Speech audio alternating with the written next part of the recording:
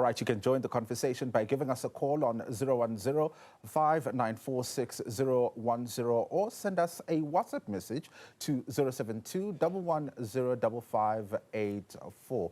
And joining us now is legal expert Dr. Tsietsi Ramatsekisa and governance expert Professor Gidiboni Paho. Thank you so much for your time, gentlemen.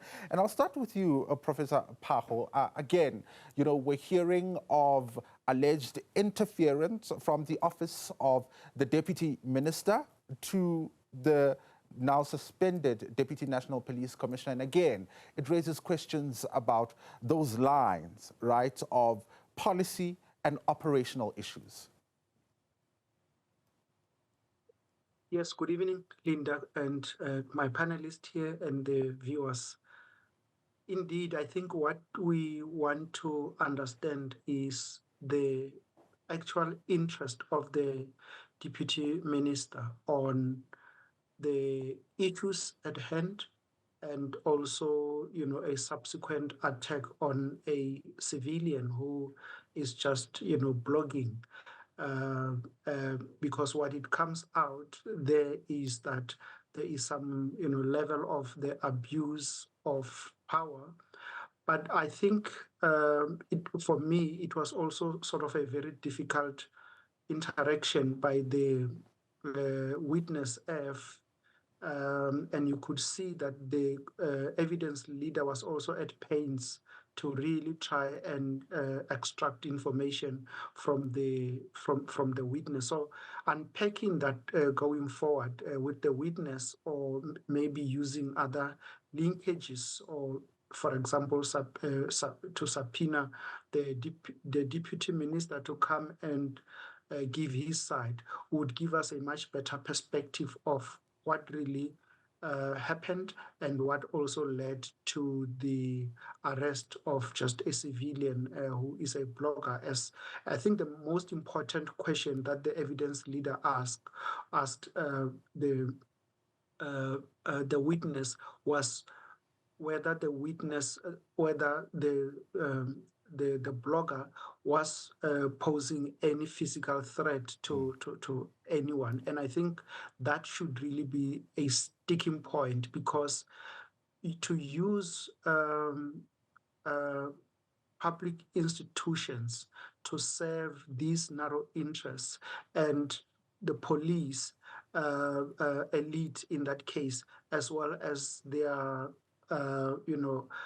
friends outside the system, it's essentially at the core of what General Ndanda Mkhwanasi has alleged, and it looks like it is unfolding exactly as he has alleged. Let me come to you, Dr. Ramatsekisa, and we know here, particularly on this question around whether or not Musa Kaula posed any threat, right? Because the allegation, as per that warrant of arrest, is that he was now facing charges of, contravening the Cybercrimes Act and criminal injuria.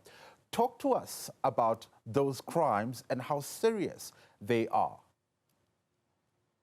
Good evening, Linda and Prof and the viewers. Let me start by mentioning that I think we have to call it what it is, that it is a shame that if indeed it happened in this manner, that an instruction was given by a political head to the police or law enforcement to go and arrest someone. That is not allowed in our democratic state. There are what we call separation of powers. But to come to the point, cyber crimes are very important. Like any other crime, even criminal injury is also very important and a serious offense. But we have to look at the circumstances. In South Africa, we have got so many cases of this nature, wherein most people are not even incarcerated. They are given, sometimes it's police bail, sometimes they are released in the interest of justice without paying any bail, or what we call bail money in a common language. So it's very surprising that if this evidence is true, that such instruction was given, then it's not a surprise to say, why was this person incarcerated? We must also take into account that we are in a democratic state wherein there's freedom of expression, and that needs to be protected. If indeed Musa Kaula has broken any law or has defamed any other person, we know that we still have the courts of law where people can run to. They can even go for a civil claim, they can go for defamation and so forth, or even interdict, so that they can protect themselves from such a defamation or such an abuse from that person. You mentioned quite an important point, Dr. Ramatekisa, because you touch on the issue around the alternative of what could have happened in the case of criminal injury or even contravening the Cybercrimes Act. Because, back to the evidence leader's question, if Musa Kaula posed any threat, one would then argue that that would have necessitated the arrest. But from the witness himself, he says he did not pose any threat. And some people may say a protection order could have worked. You know, these are highly influential people who do have access to the court. So recourse is something that they had. Yeah, that's true. That's why I'm saying I'm worried that if indeed this happened, that police can arrest people or members of the public or any other person who has committed an offense on an instruction by politicians, we must get worried. But as I'm saying that people who are mentioned there, some of them, they still have to come and mention or state their side of their side of story, or even the evidence of the witness we are talking about is still going to be evaluated so that the commission should come up with findings. But we should be very worried. If this is happening, we are in trouble. Yeah, and Professor Pakgo, let's go back to, you know, where this instruction allegedly comes from. And obviously it would then extend into the ANC, because we're talking about the Secretary General of the ANC. And this commission is looking at alleged interference into the criminal justice system. If these allegations are true, then it would confirm that there is indeed infiltration from political elites or from politicians in the criminal justice system, because here we're even hearing of pressure to arrest a civilian who, according to the witness, did not pose any threat.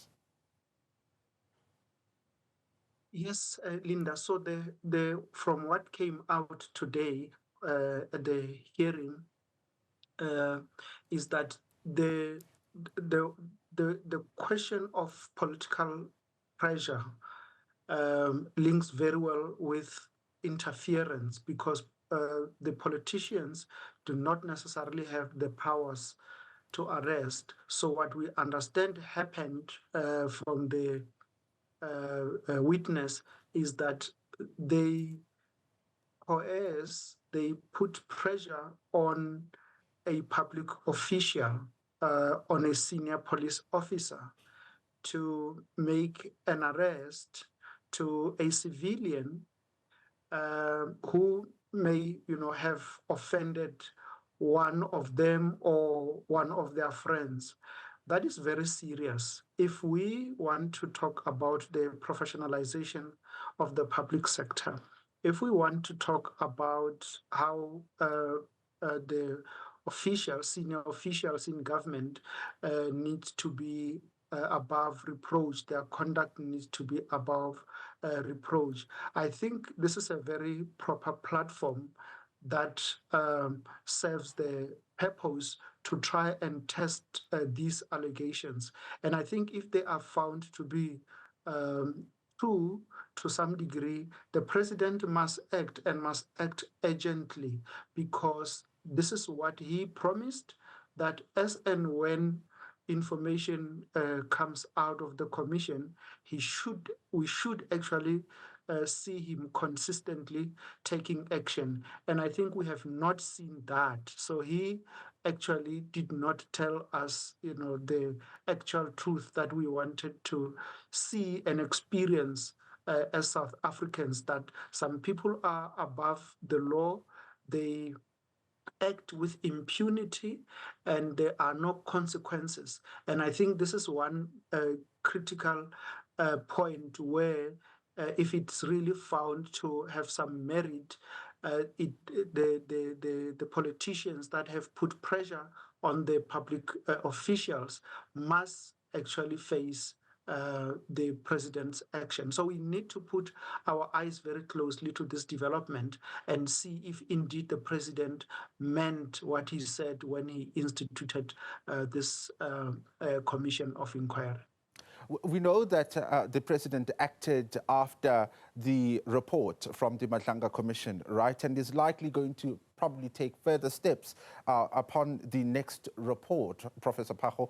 How then do you reckon he should act now, given that at this particular point it's still allegations? Should he even wait for the deputy minister to be called to testify, to give his side of the story to the commission before even taking a decision like maybe suspending him?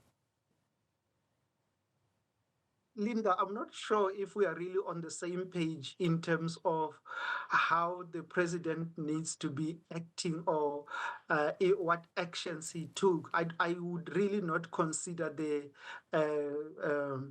recent developments of asking that some people need to be suspended as action, primarily because that preliminary report that the Madlanga Commission issued is still under wraps. We don't know what is in there. And for me, this is worrying because we can only suspect at this particular point in time. And he refused to act on the main culprit, I think, which is the Minister of Police, Senzo Mchunu. So because he has not acted on Senzo Mchunu, he actually affirms the very point of having this commission of inquiry that politicians are in cahoot with some criminal cartels in this country and that they are not in the business of restoring integrity in our governance mechanics. So I'm not sure if we are going. We should believe, in any way that the president has acted. I don't think he has acted on anything so far, honestly. Dr. Ramatsekisa, I want us to talk about, the interrogation of, the claims, right? The warrant of arrest. As we know, J50s often go through the courts, right? An affidavit would need to be filled in by the investigating officer to convince the court that, in fact, there is a case against this person and we need to secure his arrest. So would the commission also have to go into the foundations of this warrant of arrest, right? And what was contained in that warrant of arrest? And because we're in this commission where, the alleged infiltration is also said to be in the courts, would that go, or this probe go into also the magistrate who may have issued this warrant of arrest?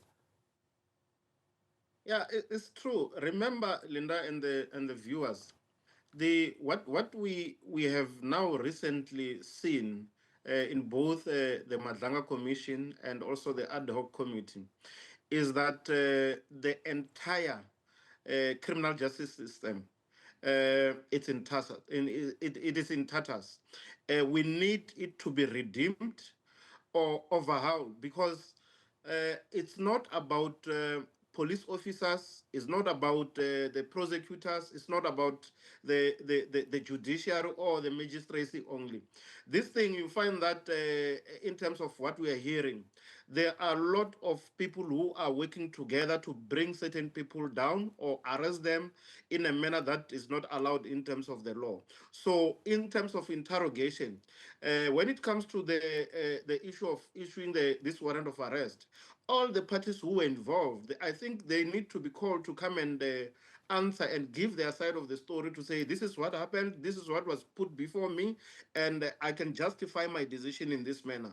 Otherwise, if we don't have that, and we are about to go up with the evidence of the witness who has just testified before Madlanga Commission about how this warrant was issued, then it leaves much to be desired. There is no way in which we have to leave out the magistracy, or even if it is the judiciary in certain allegations. We just need to redeem and overhaul the entire criminal justice system so that people could again have faith in this system. All right, gentlemen, I want you to hang 10. We'll take a quick ad break, and when we return, of course, we'll continue this important conversation talking about what came out of the Madlanga Commission today, allegations of pressure coming from the office of the Deputy Police Minister, Castle Matale, to arrest controversial blogger Musa Kaula. So more on this when we return. Welcome back, and thank you for choosing to stay with us. If you've just joined us, you're watching the Newsfeed PM edition, the late edition, in fact, and I'm Linda Mnisi. We're having a conversation about the Madlanga Commission this evening and what came out of today's proceedings. So you can join the conversation by giving us a call on 010-594-6010. You can send us a WhatsApp on 072-110-5584. And I'm still joined by legal analyst, Dr. Ramatekisa, as well as governance expert, that's Professor Gidiboni Pakgo. Thank you so much, gentlemen, for staying with us. I want to come back to you, Dr. Ramatekisa. You know, when we listened to the witness, he was pressed about the question on whether or not Kat Matlala would be a peace officer for him to effect an arrest. But also, there are also allegations from this witness that the security personnel or the security company of Vusimuzi Kat Matlala would need to be in possession of this warrant of arrest should they effect that particular arrest. And the question is, if Vusimuzi Kat Matlala is not a peace officer, surely his security services are also not peace officers, because then it would have to have been given or, given to them by the Justice Minister. Honestly speaking, that was an unbelievable explanation from this witness. What he's saying is that he's giving his powers to people who are not by law possessing such powers. There is no way in which he can take official documents or documents that belongs to a South African Police Service to people who are not authorized to be in possession of. There is no way in which a security company or a security can have the powers that are given to police officers. That includes powers that are especially when it comes to the issues of investigation and also the handling of warrants of arrest. There is no way in which they can have those powers. It was just a very lame explanation that is not acceptable. And I think it has been well recorded that something needs to be done with regard to that piece of evidence. And the question of credibility, Dr. Ramatekisa, this witness is often called out on either telling lies or really not being clear about what he's saying. In fact, on this very same question around the peace officer status, it was Commissioner Baloyi who had to ask him those questions regarding how it is that he would expect a warrant of arrest to be effected by somebody who's not a peace officer. Honestly speaking, when it's being probed, I mean, it doesn't even need, expertise for you to realize that there's something that is fishing. His explanations are not satisfactory. And it's like he's testifying like someone who needs to close certain gaps, someone who has been coached in a particular manner to answer in a particular manner in order not to actually to exonerate himself from certain things. Because honestly speaking, there is no way in which a police officer can take a warrant of arrest and give it to a person who is not a police officer or is not even interested with powers to go and arrest, any person who has committed a crime or members of the public. That explanation, I found it, very undesirable, and you can see that it's an explanation that comes from someone who is acting in self-defense, who wants to exonerate himself because he knows that what he has done is wrong. Yeah, and Professor Pakgo, how important is this witness? Because obviously when we're going to talk about infiltration in the criminal justice system, here is a witness who's allegedly a link between a police officer, as well as, criminal syndicates, alleged criminal syndicates. So how important is he in the web of links to determine whether or not there was infiltration in the SAPS? No, I think if you really assess this witness and many other witnesses that may have not really been found to be credible, they give a lot of credence to the allegations that General Ndlanga Mkhwanazi has leveled against the top brass in the police. He actually even said that some members of parliament, and he even said that some in the judiciary. And I think we've seen a few of those that it has sort of demonstrated the level of weaknesses in our public sector, and that our leadership and governance bar are at their lowest at this point in time. And this actually requires very strong and solid interventions from the top. And what we hope and wish is that the president should actually be able to wake up from his slumber. You know, we have really seen the president who seems to be completely tone deaf, does not see, does not hear, does not understand. He's surprised by what is happening around us while South Africans are in trouble. We are dealing with a question of security here, safety and security. And this is the core for any government, that it has a basic responsibility to provide security to their citizens. And what this has done, and in many other areas, including security, is that it has proliferated the private security industry. And this is highly costly for citizens, because people now have to pay for private security and tax. So we are being double taxed here, because there is absolutely no reason whatsoever why the security industry is booming when we have the security cluster in the form of our police, in the form of state security agency, in the form of military. It actually tells us that there is something fundamentally wrong with our security architecture in this country, and we need to make sure that we address that. So I think this is really a very important component, that the president needs to understand the complexity, the problems, the challenges of our security, and to have middlemen of this nature coordinating with other people outside the state, facilitating issues that involve, or that should be involving, the public institutions, and in this case, police. It tells us that our ethical conduct, our governance systems, our leadership are literally out of the window. With each passing witness, we get to understand how bigger and bigger this problem is, right? Because, they connect us into a bigger world that we did not even know exists, right? So the question is this commission going to be able to resolve all these issues, particularly because they all boil down to issues of national security? Is this commission going to be enough to address the scourge, seeing how widespread the problem is?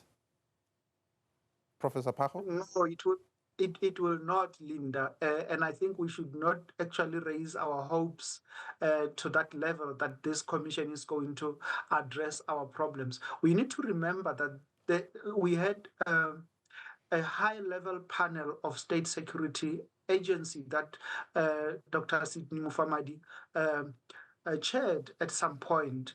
I can assure you there is no evidence whatsoever that the president has implemented any of those recommendations. We had a string of commissions when we were in the era that the president considered to be the state capture. He instituted a number of commissions. He has not, in my view, scratched the surface in addressing, in making sure that any of those recommendations are implemented. So we are worse off. So there is no way, with all this mountain of evidence in front of us, that the president is running the country through commissions, through events, when we have public institutions that should actually be at the center of running our governance and leadership issues. So I do not see how or even when, or even the political will, at least, that that the president will in any way implement any of the recommendations. All they can do is just to find one or two scapegoats so that they are seen to be acting, but to really put measures, governance systems in place to address these outcomes, and also restore trust and confidence on these public institutions. I think we would have been far by now if really the government of Cyril Ramaphosa had implemented any of these recommendations from the commissions. Dr. Ramatsekisa, I mean, let's talk about Musa Kaula and perhaps the recourse, the legal recourse that he may have here. We know that there are allegations that he may have contravened the Cybercrimes Act and of criminal injury. After all, Musa Kaula is a blogger, so somebody may find what he says to be offensive. But given that there are allegations of interference in this case, what legal recourse really does Musa Kaula have here in this regard, given that he was incarcerated? We heard from this witness that he was incarcerated, he was fetched from KwaZulu-Natal and detained. Well, by law, if there's a crime that has been committed, it has to be tried in court. So that is a different thing. But secondly, if there was an influence and he was incarcerated in a manner that the law doesn't allow, he can still go to court and challenge that. And there is a recourse. We cannot, mix the two, unless if even the offenses that he's alleged to have committed somewhere, somehow have been concocted, then we have a serious problem in which he can still clear his name in court, and it's up to the court to decide whether he contravened, such laws or not. Thank you very much for your time this evening, gentlemen. Dr. Tsietsi Ramatsekisa, as well as Professor Gidiboni Pakgo, helping us understand what came out of the Madlanga Commission today, especially in light of the allegations of there being political pressure to arrest controversial blogger Musa Kaula.